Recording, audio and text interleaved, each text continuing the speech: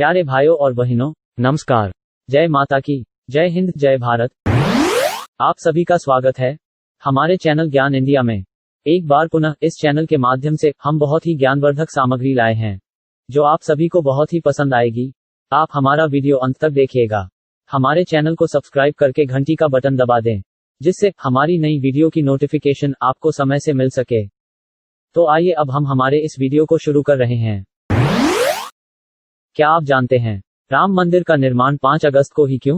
राम राम 2 बार ही क्यों बोलते हैं? पीने के पानी का TDS कितना होना चाहिए? तुलसी को आंगन में क्यों लगाते हैं? हिंदू स्त्रियां मांग में सिंदूर क्यों लगाती है? यह अंधविश्वास नहीं, इसे विज्ञान भी जानता है। हमारा पहला प्रश्न है, राम मंदिर का निर्माण 5 अगस्त को ही क्यों? इसका उत्तर है, बीते लंबे अरसे के इंतजार के बाद आखिरकार अयोध्या में राम मंदिर का निर्माण कार्य शुरू होने जा रहा है। आगामी 5 अगस्त को राम मंदिर का भूमि पूजन होगा। प्रधानमंत्री नरेंद्र मोदी इसी दिन राम मंदिर का भूमि पूजन करेंगे। 9 नवंबर को रामलला के हक में फैसला आने के बाद से हिंदू समुदाय इस दिन का बेसब्री से इंतजार कर रहा है। मंदिर ट्रस्ट की बैठक के बाद भूमि पूजन की तारीख 5 अगस्त तय की गई है। वहीं इस तारीख को लेकर सियासी जानकारों का कहना है कि इसके पीछे भी एक खास वजह है। 5 अगस्त 2019 को ही हटाया गया था आर्टिकल 370।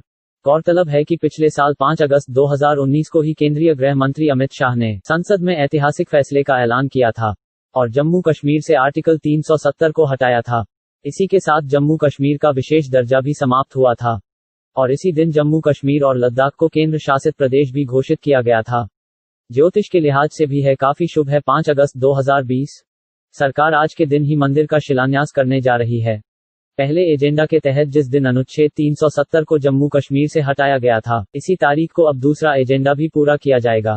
5 अगस्त 2020 को ज्योतिष के लिहाज से भी काफी शुभ माना जा रहा है। इस दिन हिंदू कैलेंडर के मुताबिक भादो महीने की द्वितीया तिथि है। धनिष्ठा नक्षत्र की इस तिथि पर जो भी धार्मिक कार्य किए जाते हैं वो बहुत ही शुभ होते हैं। 2023 तक मंदिर का निर्माण पूर्ण होगा और 2024 में चुनाव। तमाम वास्तुशिल्पियों से बातचीत के बाद यह तय किया गया है कि अयोध्या राम मंदिर का निर्माण जिस दिन से शुरू होगा, उस दिन से लगभग 3 या 3.5 साल का समय लगेगा। यानी मंदिर के साल 2023 तक बनकर पूरा होने की संभावना है। वहीं देश में अगला लोकसभा चुनाव 2024 में होगा। ऐसे में जाहिर है कि देश की राजनीति को बदलने वाले इस मुद्दे के आधार पर ही 2024 का लोकसभा चुनाव लड़ा जाएगा। हमारा दूसरा प्रश्न है, राम राम 2 बार ही क्यों बोलते हैं? इसका उत्तर है, जब 2 व्यक्ति एक दूसरे से मिलते हैं तो एक दूसरे के सम्मान में राम राम कहते हैं। हालांकि यह आज से ही नहीं बल्कि आदिकाल से ही राम राम 2 बार बोला जा रहा है। आजकल के समय में लोग एक दूसरे को इंग्लिश में हेलो हाय कहकर मिलते हैं, जिसके कारण लोगों से ईश्वर का नाम कम से कम लिया जाता है, जिसके बारे में शायद ही कभी किसी ने सोचा होगा। आज हम इसी सवाल का जवाब देने वाले हैं। तो चलिए जानते हैं कि आखिर राम राम 2 बार ही क्यों कहा जाता है, 3 बार क्यों नहीं? दरअसल 2 बार राम राम बोलने के पीछे के गूढ़ रहस्य को हमारे ऋषि मुनि जान गए थे, इसलिए उन्होंने यह परंपरा समाज में प्रारंभ कराई थी। वह गूढ़ रहस्य हम यहाँ खोल रहे हैं। हिंदी की शब्दावली में रा 27वां शब्द है और आ की मात्रा दूसरा शब्द है। इसी प्रकार माँ 25वां शब्द है। अब तीनों अंकों का योग करें तो 27 + 2 + 25 = 54, अर्थात एक राम का योग 54 हुआ। इसी प्रकार 2 बार राम राम का कुल योग 108 होगा। हम जब कोई जाप करते हैं तो 108 मनके की माला गिनकर करते हैं। सिर्फ 2 बार राम राम कह देने से ही पूरी माला का जाप हो जाता है। पुराणों में भी कहा गया है कि कलयुग में राम का नाम जपने से मोक्ष की प्राप्ति होती है। यह राम का नाम 2 बार बोलने से पूरी माला के जाप का फल देने वाला है। इसलिए हमें इंग्लिश के हेलो हाय को छोड़ राम राम कहने की आदत डालनी चाहिए। हमारा तीसरा प्रश्न है, पीने के पानी का TDS कितना होना चाहिए? इसका उत्तर है, जल ही जीवन है का नारा तो आपने जरूर सुना होगा और इसके अनुसार पानी की हर बूंद बचाने के प्रयास भी आप करते होंगे। आप ये भी जानते होंगे कि हमारे शरीर के लिए पानी कितना जरूरी होता है। हमारे शरीर में 60 से 70% तक पानी होता है, यानी हमारे हर अंग और हड्डियों में पानी मौजूद है। पानी हमारे शरीर से विषैले पदार्थों को बाहर निकालता है और हमें स्वस्थ बनाए रखता है। पानी में अकार्बनिक पदार्थ जैसे calcium, magnesium, potassium, sodium chloride और सल्फेट्स आदि पाए जाते हैं और कुछ मात्रा में कार्बनिक पदार्थ भी होते हैं। पानी में इन खनिजों की एक निश्चित मात्रा तक उपस्थिति स्वास्थ्य के लिए आवश्यक है, लेकिन एक स्तर से ज्यादा ये नुकसानदायक है। TDS मीटर का उपयोग पानी की शुद्धता को जांचने के लिए किया जाता है। इसके माध्यम से पता लगाया जाता है कि पानी शुद्ध है या नहीं और पीने योग्य है या नहीं। इस संबंध में WHO ने मानक तय किए हैं, जिसके अनुसार 100 से 150 TDS के पानी को पीने के लिए सही बताया गया है। इसके अलावा ये भी ध्यान रखें कि 300 TDS से कम लेवल वाला पानी स्वाद में सबसे अच्छा होता है और 900 TDS से ज्यादा वाला पानी स्वाद में खराब होता है। 0 TDS को सही मानने की भूल ना करें, क्योंकि पानी में कुछ खनिजों का मौजूद होना भी हमारे शरीर के लिए जरूरी होता है। इसलिए अपने घर में RO या UV सिस्टम लगवाने से पहले पानी के TDS लेवल की जांच कर लें। पानी का TDS सामान्य स्तर से ज्यादा होने पर ही पानी साफ करने के ऐसे सिस्टम को लगवाएं। हमारा चौथा प्रश्न है, तुलसी को आंगन में क्यों लगाते हैं? इसका उत्तर है, तुलसी का पौधा हिंदू मान्यता के अनुसार एक पवित्र पौधा है। इसे देवी के रूप में पूजा जाता है। हिंदू धर्म में तुलसी को भगवान विष्णु की पत्नी के रूप में पूजा जाता है। हिंदू महिलाएं तुलसी का पूजन अपने सौभाग्य एवं वंशवृद्धि की कामना से करती है। रामायण कथा में वर्णित प्रसंग के अनुसार हनुमान जी जब सीता माता का पता लगाने लंका गए, तो वहां उन्होंने एक घर के आंगन में तुलसी का पौधा देखा, जो कि विभीषण का घर था। तात्पर्य यह कि तुलसी पूजन की प्रथा प्राचीन काल से चली आ रही है। आयुर्वेदिक मतानुसार तुलसी की पत्तियों में संक्रामक रोगों को रोकने की अद्भुत शक्ति समाहित है। तुलसी एक दिव्य औषधि है। इसके पत्ते उबालकर पीने से सर्दी, जुकाम, खांसी एवं मलेरिया में तुरंत राहत मिलती है। तुलसी कैंसर जैसे भयानक रोग को भी ठीक करने में सहायक है। इसमें अनेक औषधीय गुण होने के कारण इसकी पूजा की जाती है। हमारा पांचवा प्रश्न है, हिंदू स्त्रियां मांग में सिंदूर क्यों लगाती हैं?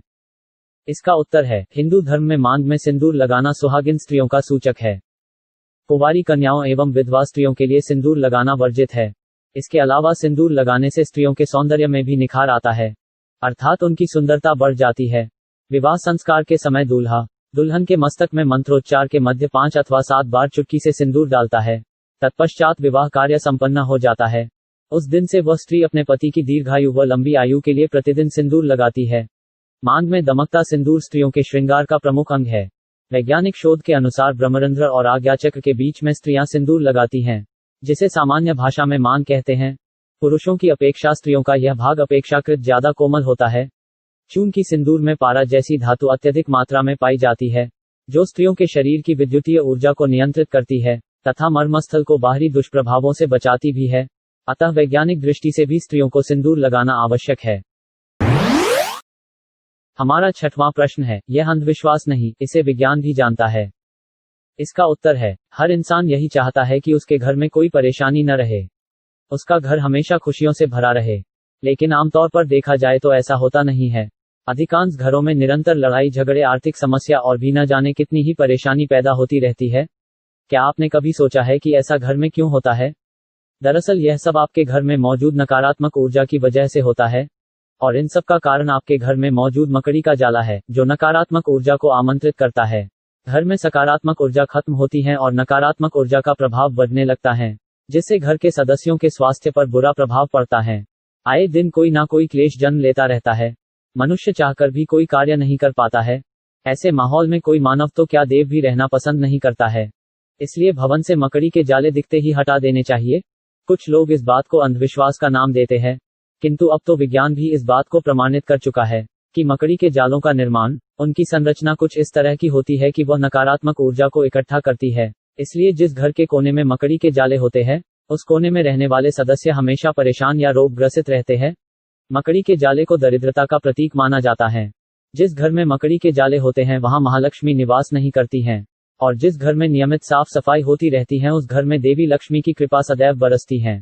ऐसा शास्त्रोक्त विधान है। हम आगे भी ऐसी ही जानकारियों भरी वीडियो लाते रहेंगे। आप हमारे चैनल को सब्सक्राइब कर ले और घंटी के बटन को दबा दें, जिससे हमारे नए वीडियो की नोटिफिकेशन आपको तुरंत मिल सके। धन्यवाद। जय हिंद, जय भारत।